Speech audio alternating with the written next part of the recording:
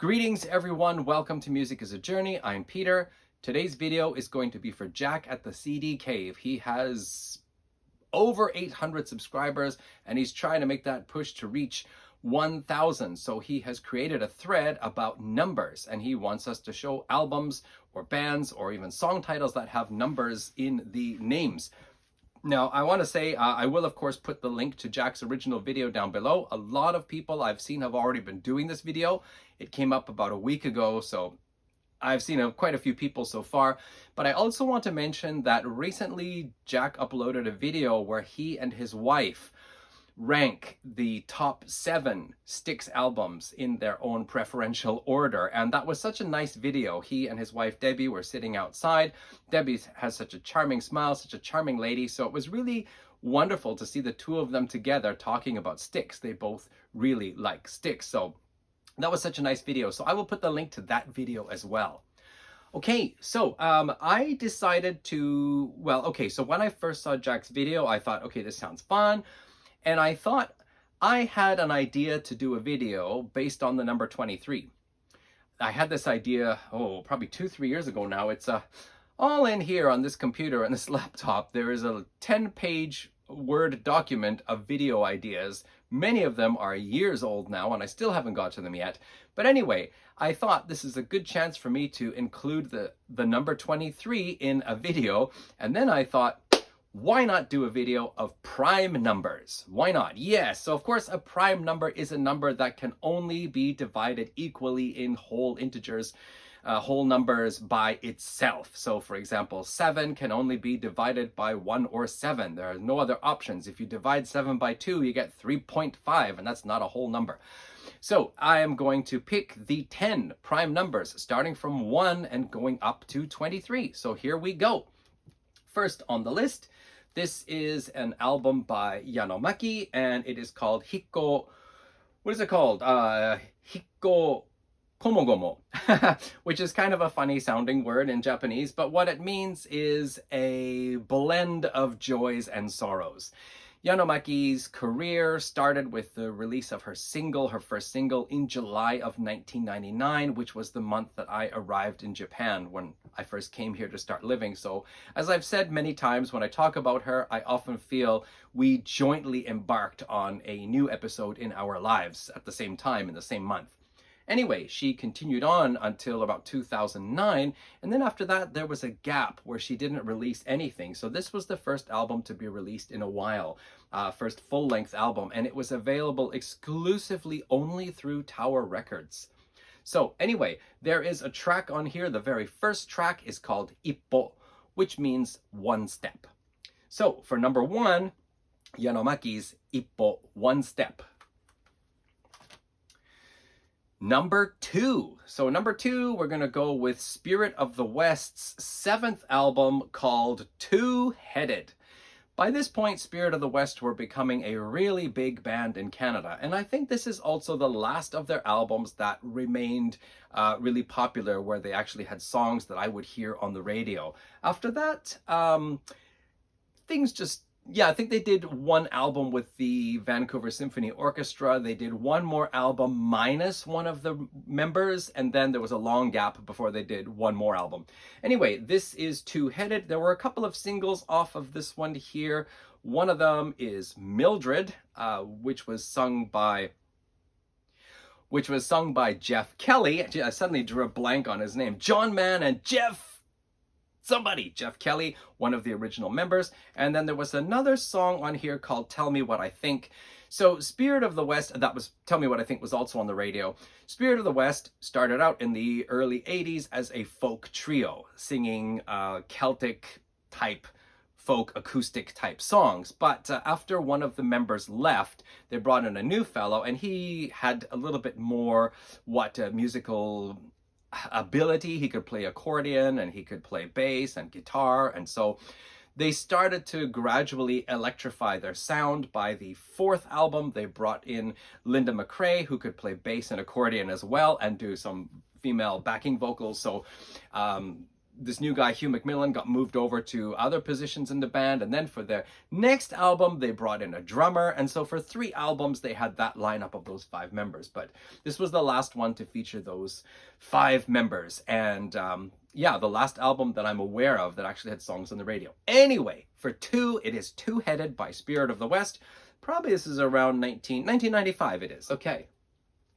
So next up for number 3, I'm going to talk about this album here. This is Ones and Zeros, but it is by a band called Third Degree from the US. They are actually not together anymore, but they are still re-releasing material. And I just heard that this Ones and Zeros album, which is back from 2015, they are going to release a 10th anniversary bonus disc for this. Now, what is so cool about the Ones and Zeros album is it is a concept album that is based on this book, The Singularity is Near by Ray Kurzweil, which is about the future technology where we can transcend being human through technology. And that is the theme of this album. It is a concept album.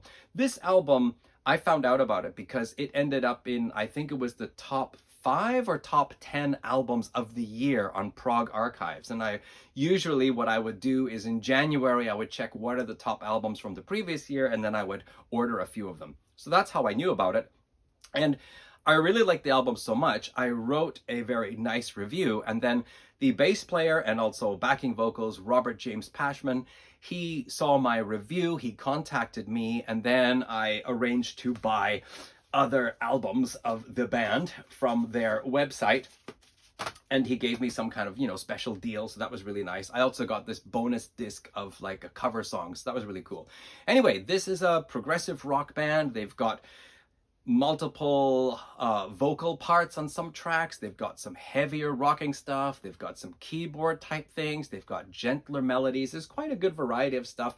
And I really like this album because they have this theme of this Valhalla Biotech company where they have their own jingle for it. And there are these Valhalla Biotech announcements throughout the album in different parts. And especially near the end where one person's father has been, his brain has been scanned and he's been uploaded to, I guess, somewhere on the ether, the internet, something like this. And then there's things like something goes wrong, he gets a virus, and then they try to do a data transfer, or he has to go into stasis quarantine. They try to do a data transfer, but he slips his allocation matrix. And after several attempts to relocate him, they had to give up. And we regret to inform you that your father has been deleted. Just what I love about it is that it's ironic. We make all this progress with technology, and then technology does all these F-ups, screw our lives up, which is something I deal with weekly. So anyway, love this album, and that is Third Degree for the number 3. I actually made a video about this one and the follow-up, which is Ones and Zeros Volume 0. This is Volume 1, this is Volume 0. I made a video about that, and so maybe I will put the link somewhere around here. It's some years back now, but there are samples of the music and some explanation in more detail about the songs. So if you feel like it, do check that out. So next prime number is the number 5, and I'm going to show 2 albums of this because there's something kind of interesting here. So we have Spock's Beard and their 5th album with a V, and then we have Symphony X with their 5th album with a V, also with the subtitle The New Mythology Suite. Both albums were released on Metal Blade Records. This one was released on August 22nd, 2000. So actually it's 25 years old because it's August 23rd today, where I am anyway. And then Symphony X was released on October 10th, 2000. So just months, a couple of months apart. However, you surely will have noticed the similarity in the artwork. We have yellow sands and an orange-red sky, and we have some black mountains in the distance. We have a black-dressed figure in both of them. This, I remember reading, was somewhat coincidental anyway. 2 months apart on the same label. Both of them are album number 5 and both have very similar covers. This was my first Spock's Beard album, by the way, and this is still my favorite of the 4 that I have. The opening track is a 16.5-minute long one, but with many different parts to it, which I really love. The third track is Thoughts Part part 1, part 2. I can't see, my eyes are going blurry here. Part 2. Yeah, I. So anyway, that is a great track with some really heavy, groovy guitar, some really awesome bass, as well as some strings like violins playing in some parts, and then these like triple vocal harmony arrangements. So really, really cool track. And the final track here, the Great Nothing, 27 minutes and something, that is a really good epic long track. And as far as Symphony X, there are several tracks on here that I also really like. This is more of a progressive metal one, so it gets really heavy in some places, but you know, normal vocals, you know, your usual heavy metal vocals, not death metal or black metal or anything like that.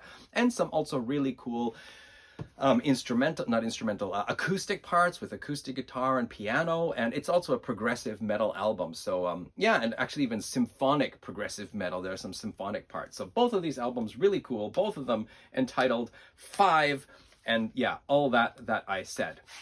So moving on, our next prime number is the number 7, and so I'm going with a band called 7 Steps to the Green Door from Germany. This album is called Fetish, and sometimes you may have seen me wearing a t-shirt with this white mask on and the label Fetish, because I ordered this album and another album directly from Merrick Arnold, who plays saxophone and keyboards on here. He sent me the t-shirt as a present. I also featured a video about Merrick Arnold, and I talked about 7 Steps to the Green Door, as well as other bands that Merrick Arnold has played in. So maybe I'll put a link to that video too, in case you care. Again, it's an older video, but it does have samples of music from this album, as well as other albums of bands that Merrick Arnold played in. So that is for the number 7 Steps to the Green Door, the album Fetish. There is a video for the song called Porn on here, and my favorite song is one called Imprisoned. Anyway, moving along to prime number 11. We're going to go to Japan, to 1971, I think it is, and this is a band called Blues Creation and an album called Demon and 11 Children. This was one of the early 70s heavy rock albums, proto-metal type albums to come out of Japan.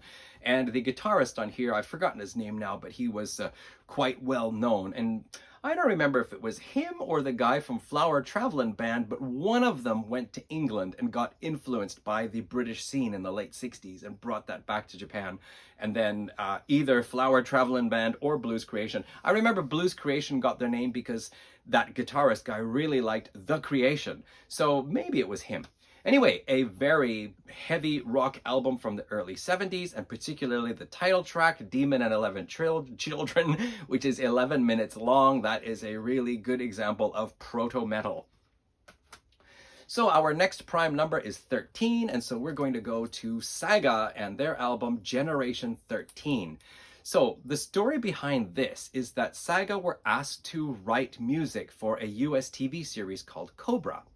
And as they were writing the music for it, they thought they were making great progress. But every time they sent music off, they kept getting calls back again saying, can you change this? Can you change that? And they got really frustrated after a while because they felt very proud of their work, but they were constantly being asked to change it.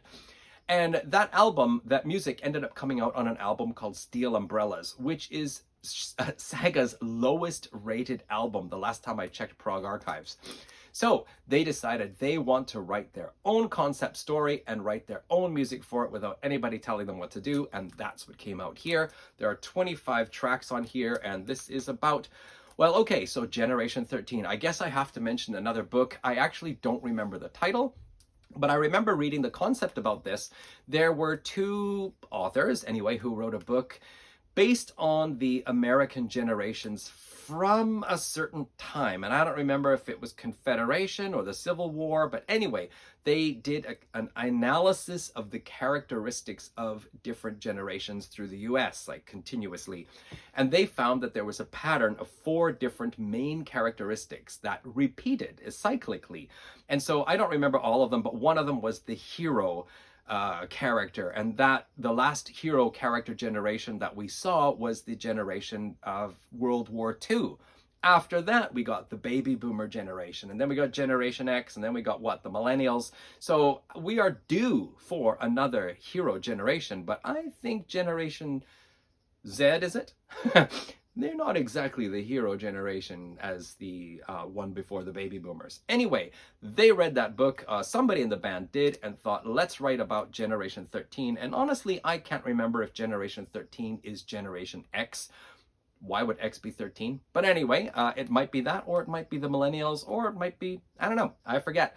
It's been a while since I read about it, but that's the basics. I think if you go to the Wikipedia article about Saga's Generation 13, you will find out the origins of the story.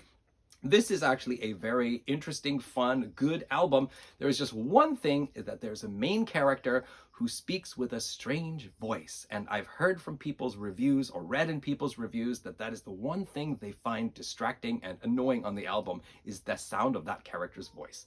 But anyway, Cat maybe wants to come in now. Let's take care of that. No, Cat is still just meowing outside, and I guess she wants me to come outside with her. That's what it is.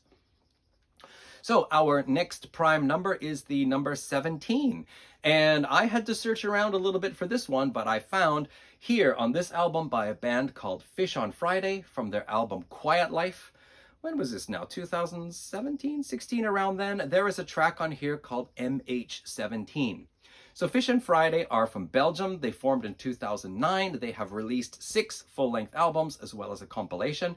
And I have 2 of their albums. I have their 3rd and 4th. This is their 4th one. And I actually checked Prog Archives this morning, and I was surprised to find that this is their lowest rated album of the 6 albums. And the other one that I have is the 4th place in the ranking. So apparently the 2 albums I have are on the bottom end of the ranking spectrum for Fish on Friday. But I actually quite like both of them. Their 2 more recent albums from 2020 and 2023 have much higher ratings. It's 4 point something, whereas this is like 3.19 or something like that. Anyway, what do they sound like? They are a softer, kind of mature, softer, male, all-male, progressive rock, soft melodic rock band. If you can imagine like Richard Wright, Pink Floyd, or Eric Wolfson songs from Alan Parsons Project, something like that. There's some progressive elements in there, but also these softer songs with a, deeper type of lyrics about life and things, and very memorable, a lot of them. So I actually have not listened to this for a long time, but if you are not familiar with Fish on Friday and you think you might want to check them out, please do. And maybe their 2 more recent albums might be better. But here for the number 17, MH17. Number 19, we go to Kansas and their album Power, which I think is from around 1985. Yes, and yes, I say yes because I can't really see clearly. But anyway, 85, 86. This was the first Kansas album I ever bought, and the reason why I bought it is because Steve Morse plays on this. Back around 2007, 2008, I was really into Deep Purple, and I wanted to find as many albums as I could where members of Deep Purple had played on or were playing on. And Steve Morse played with Dixie Dregs, and then later he joined Kansas for 2 albums. Then he did a solo album or 2, and then he quit music for 2 years, got a pilot's license. But then later he started the Steve Morse Band, and then he joined Deep Purple. So anyway, Kansas, 2 albums in the 80s. This one is Power, and there is a song on here called Tomb 19. It is the second last track. This is quite a bit slightly hard rock-ish, progressive rock-ish, but stuck in the middle of the 80s type of an album. I actually find a lot of the songs pretty good, even though I'm not a big fan of the mid-80s, late 80s sound. But yeah, decent enough album. And of course, Steve Morse is a great guitarist. So that is Tomb 19, and that brings us up to the 10th album to show. And the next prime number in the series is 23.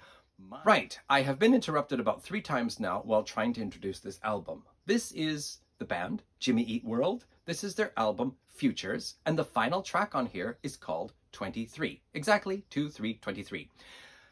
First of all, why do I have this album? So I was back in Canada for a while. I think it was 2005, or it might have been 1999. I don't remember. At some point, I was working at a job in Canada, and there was a radio on, and I kept hearing this song called Work by a band called Jimmy Eat World, and I really liked the song, so I bought the album. This is, I don't know what you call this. Is this emo indie rock or emo alternative rock. I mean, the sound is very professional. The guitar sound is great. There's good vocals, vocal harmonies, beautiful melodies, some really nice songs, but with a good bit of punch to the guitars when they want to do it. I think it's a great album. I've always thought I should probably get another Jimmy Eat World album, but I still have not after, 20 years or more. Anyway, the last track, 23, and lots of other great songs on here as well. And why is the number 23 my favorite number? Well, it has absolutely nothing to do with the Illuminati. It doesn't have anything to do with it being some kind of mystical special number. Quite simply, back around 1980, I started collecting hockey cards and I got into watching hockey on television. And of course, I was rooting for the home team. Who was the home team?